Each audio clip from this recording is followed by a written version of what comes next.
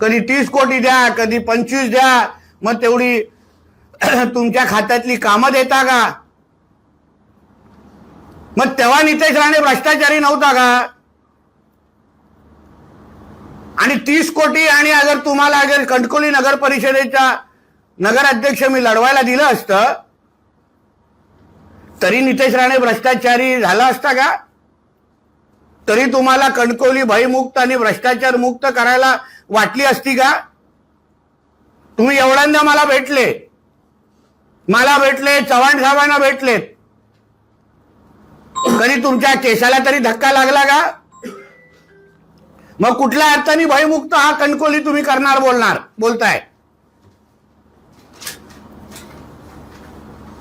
तुम्हाला 30 कोटी मागण्याच्या बाबतीमध्ये कधी ही चूक तुम्ही केली नाही, पण आता गावभर फिरून शहरभर फिरून आपण सांगतात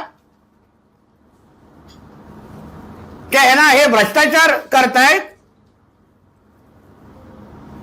मग याही बाबतीमध्ये जरा कणकवलीकरांना तुम्ही उत्तर द्या की नितेश राणेंनी आणि रवी चव्हाण साहेबांनी, भारतीय जनता पक्षाने तुम्हाला अगर कणकवलीची निवडणूक लढवायला दिली असती, 30 कोटी दिले असते, तर ही नितेश राणे भ्रष्टाचारी झाला असता का?